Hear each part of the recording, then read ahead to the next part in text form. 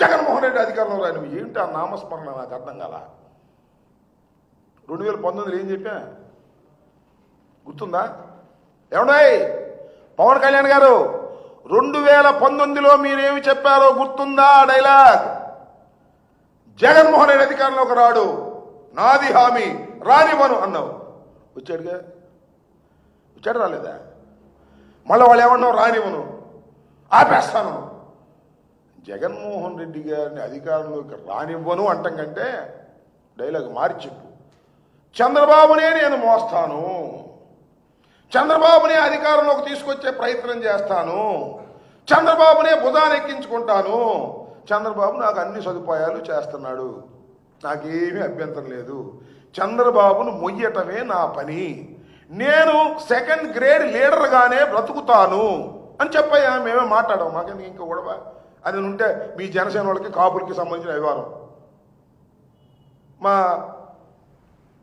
పవన్ కళ్యాణ్ చంద్రబాబుకి శాఖరీ చేస్తాడు, ఇక రెండే పనే లేదు అని చెప్పు. అప్పుడప్పుడు వెళ్ళి షూటింగ్లు చేసుకో, ఎప్పుడన్నా వచ్చి డైలాగులు చెప్పు.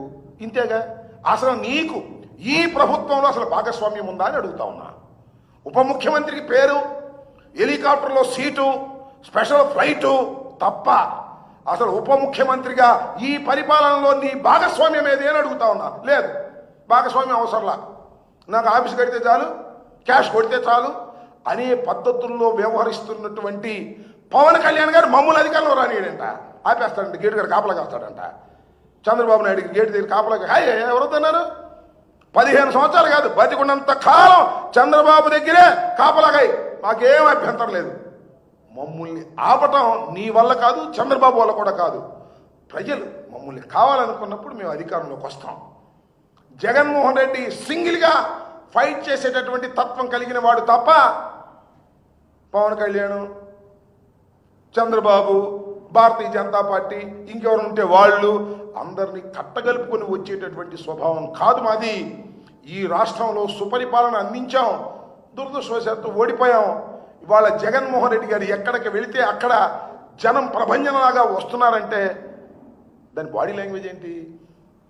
వాళ్ళు గుట్లుగా వస్తున్నారంటే అయ్యా పొరపాటు అయిపోయిందయ్యా, మిమ్మల్ని కాదని ఆ దుర్మార్గమైన కూటమిని ఎన్నుకున్నాం, నువ్వు మళ్ళా నేను ఎన్నుకుంటావు అనేటువంటి సంకేతాలు పంపుతున్నారు. అందుకే మేము రానియం. 4 సంవత్సరాలు ఉంది స్వామి. ఓ పవన్ కళ్యాణ్ 4 సంవత్సరాలు ఉంది, ఇప్పుడు నుంచి రాని కూడా కాపలేందుకు 4 సంవత్సరాల తర్వాత కదా. నేను రానియం, నేను ఇక్కడే కూర్చుంటా. ఏంది ఇది నాకు అర్థంగా?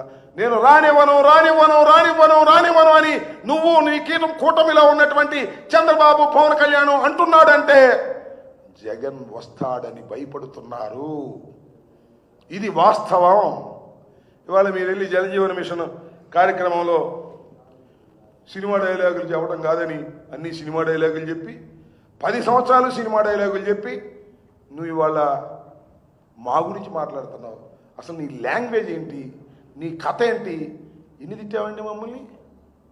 వైసీపీ నా కొడకల్లారా అనలేదా? నువ్వు వైసీపీ ఎమ్మెల్యే నా కొడకల్లారా అనలేదా?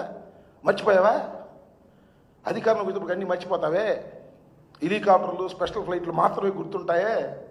కొద్దిగా ఆలోచన చేసి మాట్లాడు. రాష్ట్ర రాజకీయాల పట్ల అవగాహన పెంచుకో. అసలు రాష్ట్రంలో ఏం జరుగుతుందో తెలుసుకో. ప్రతి చోట అన్యాయం, అక్రమం జరుగుతున్నాయి. మేమా కొడుతుంది? ఏమండి వినుకొండలో నరికి పారేశారే, నిన్న పొన్నూరులో ఇరగొట్టేశారే,